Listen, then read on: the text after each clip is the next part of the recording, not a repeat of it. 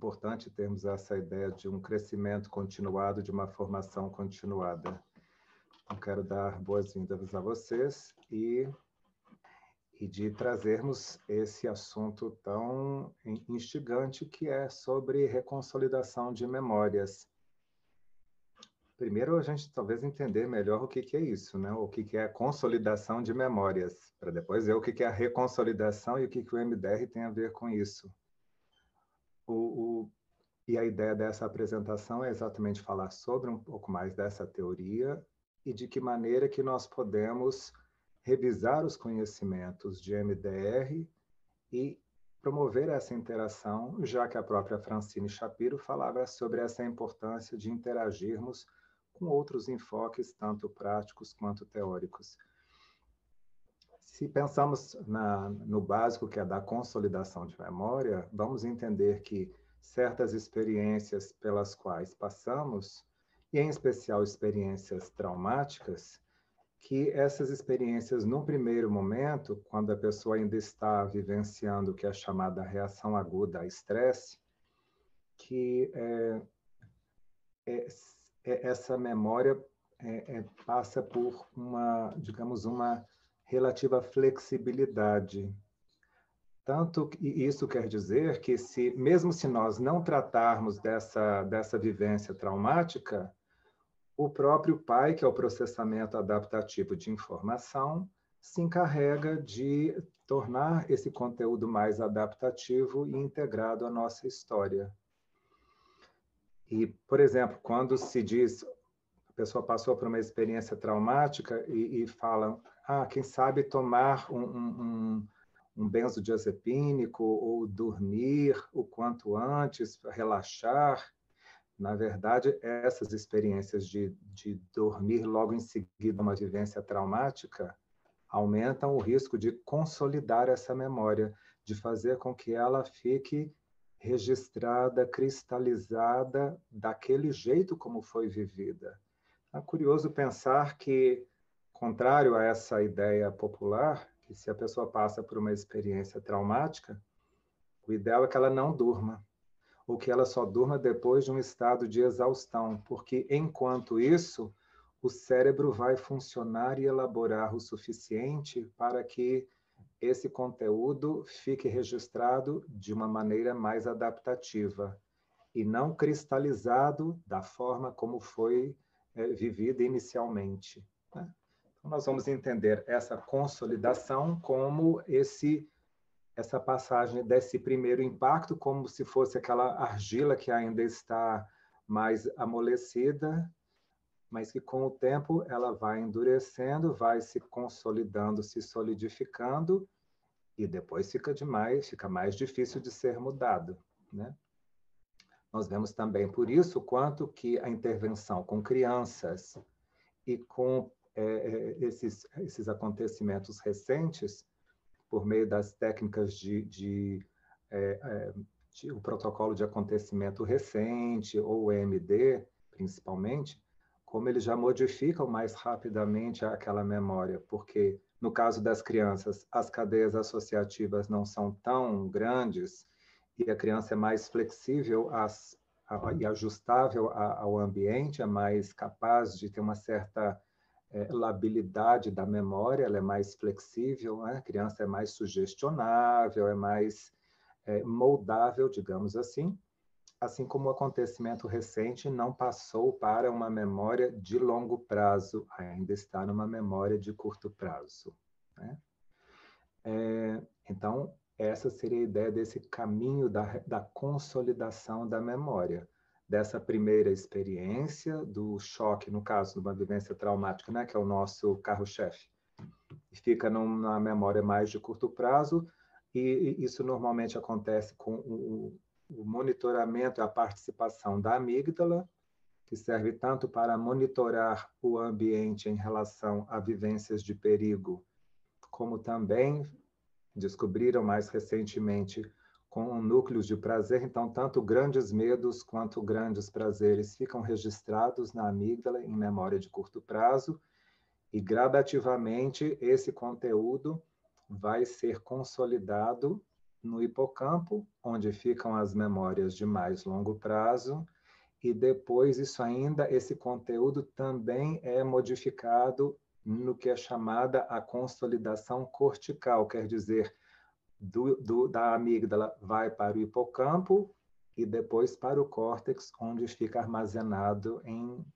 uma perspectiva de mais longo prazo. E aí a grande pergunta que chega para nós do MDR é: como é que nós vamos modificar as memórias de longo prazo? E promover no paciente essa modificação daquilo que já está consolidado, que já está solidificado, cristalizado. E esse é um grande desafio. Nós observamos na nossa prática clínica o quanto esse fenômeno acontece, e aí queremos entender um pouco mais, e essa é a proposta desse nosso encontro, exatamente o que é que acontece e como é que podem ser os passos que explicam melhor esse fenômeno que já observamos na nossa prática clínica, né? Então, eu vou mostrar aqui para vocês, olha só, um resumo disso que eu acabo de falar, para ver se fica mais claro. Olha só que interessante. E aqui nós temos, na memória de curto prazo, à esquerda, e como esse conteúdo, seguindo o círculo por cima, esse conteúdo vai ser consolidado, se nada houver de imprevisto no meio do caminho, em memória de longo prazo. E aqui entra a participação do pai, do processamento adaptativo de informação, para criar uma seleção desse conteúdo, para que o pai se propõe a ser,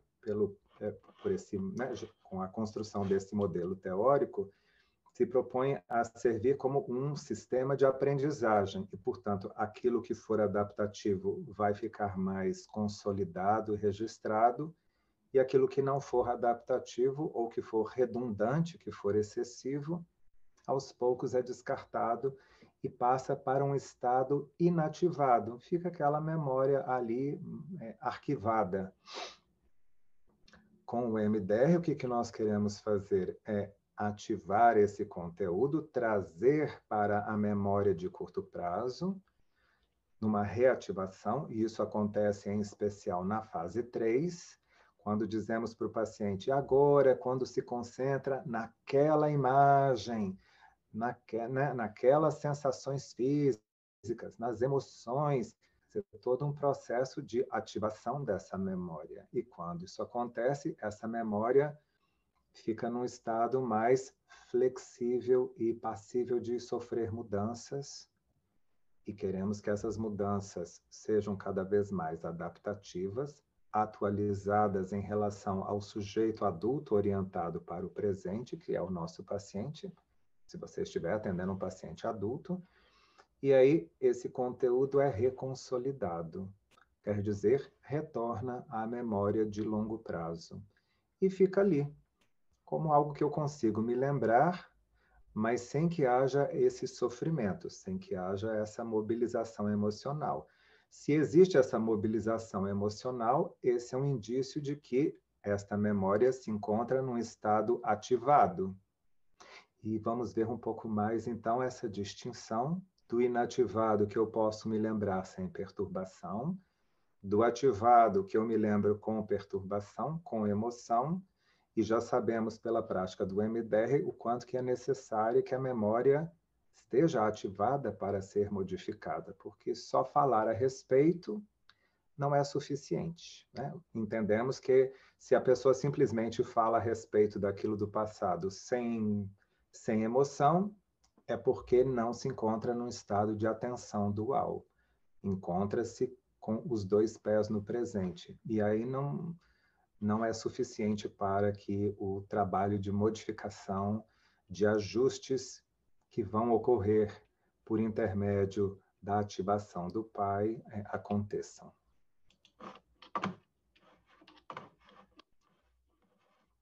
Fazendo sentido até agora? Ficou claro esse processo de consolidação e reconsolidação?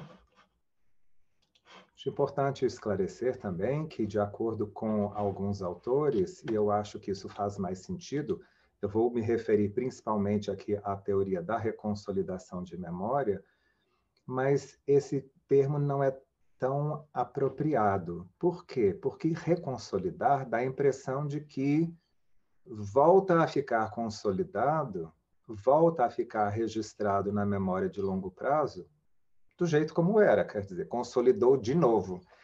Mas o que nós queremos é que esse retorno à memória de longo prazo aconteça com esse olhar mais adaptativo, com essa aprendizagem, que eu possa aprender com aquela experiência perturbadora ou aquela experiência gratificante pela qual eu passei, né? Então, faz mais sentido falar em uma neoconsolidação, quer dizer, uma nova consolidação. E aqui, então, nós entendemos que numa neoconsolidação, o conteúdo a ser armazenado passou por uma transformação, passou por uma modificação, que é o que queremos que aconteça como resultado da nossa intervenção com o EMDR, né? Muito bem.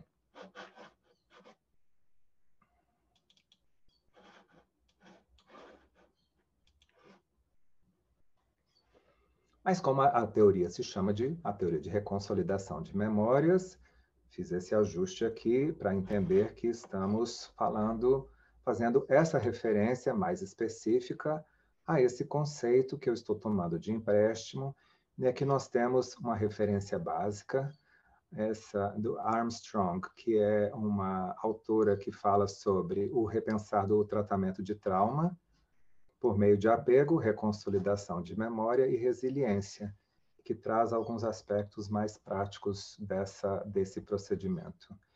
Já Eckert, Tissik e Haley falam sobre esse primeiro trabalho, que é o mais clássico de todos, Unlocking the Emotional Brain, que é destravando ou destrancando o cérebro emocional, eliminando sintomas a partir de suas raízes, usando a reconsolidação de memória. E esse outro mais, numa versão mais resumida, que é a reconsolidação de memória na psicoterapia, um fascículo especial do neuropsicoterapeuta, né, que eu tenho aqui como um exemplo para vocês darem uma olhada.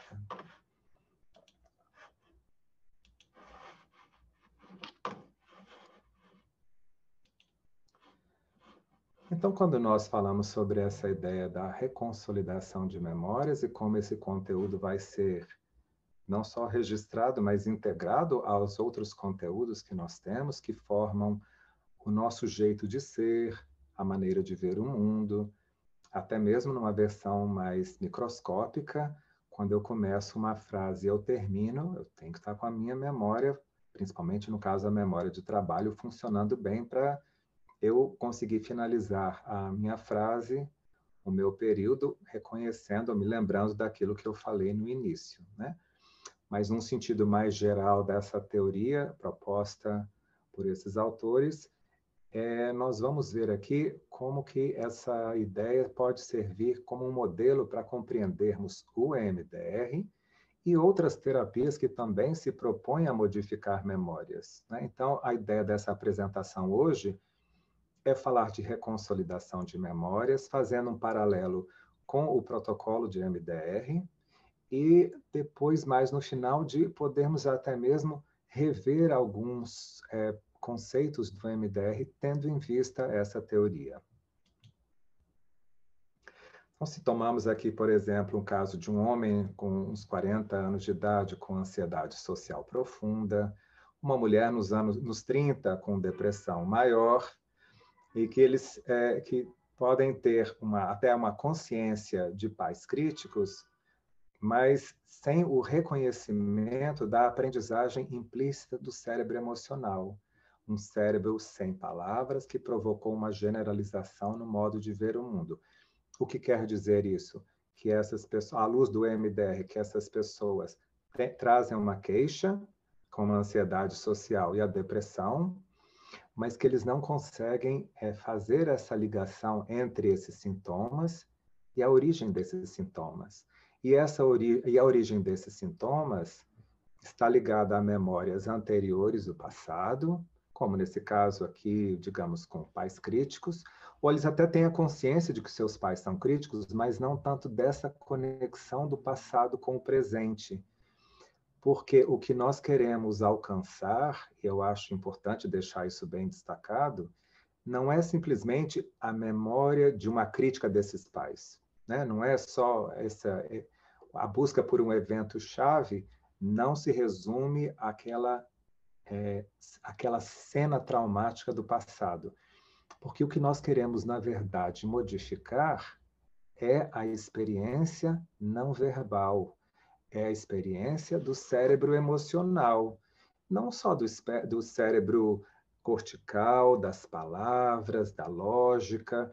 Nós queremos alcançar aquelas sensações de falta de energia, no caso da mulher com 30 e depressão maior, ou de profunda ansiedade, no caso desse homem com 40 e alguma coisa, né? E que o quanto que esse registro mais do cérebro límbico, do cérebro mamífero, do cérebro sem palavras, emocional, se generaliza para vários contextos, ou todos os contextos da vida da pessoa, sem que haja essa clareza, essa conexão de o quanto aquela memória lá dos pais críticos no passado teve essa importância toda, né? E que quando nós vamos reprocessar, às vezes até acontece alguma deformação na imagem da memória que foi trabalhada, né? Mas o mais usual é o paciente dizer: a memória agora me parece que ficou mais distante, não me incomoda tanto. E, portanto, a ênfase não é tanto na imagem, se está colorida ou em preto e branco, porque sofreu alguma modificação nesse processo, nesse reprocessamento, mas é o que eu quero alcançar, é um estado de não perturbação. Portanto, a dimensão da memória, ou a memória que eu quero trabalhar, não é a memória declarativa, não é a memória que é colocada em palavras para nós, mas é a memória implícita, a memória corporal.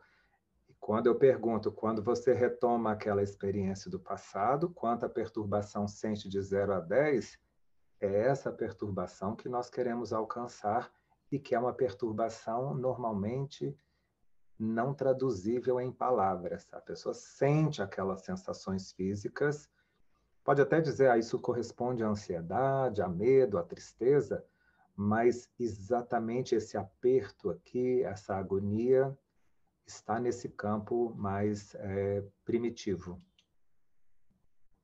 Então, vemos esses pacientes, esse homem com a dificuldade na interação social, essa mulher com essa experiência mais primitiva de ausência de energia, e estão ambos movidos, mobilizados por essas memórias implícitas, que é o que nós queremos modificar aqui.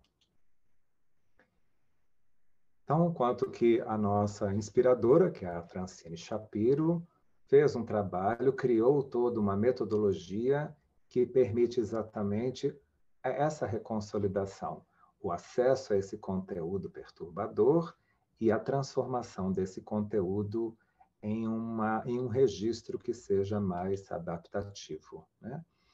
E ela mesma dizia, olha, o insight não basta. Ter a consciência cortical do sintoma não é suficiente. Esse conteúdo precisa ser reprocessado. Não é só a descrição em palavras não é suficiente.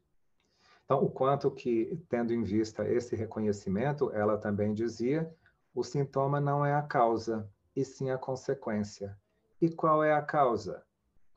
Esse conteúdo que foi consolidado inicialmente e que não passa por ajustes a partir de uma intenção, né? A pessoa não consegue dizer, não, de agora em diante, não vou mais me incomodar com o falar em público, ou eu vou conseguir levantar da cama porque eu superei essa dificuldade, né? Só essa boa vontade ou essa intenção não é suficiente.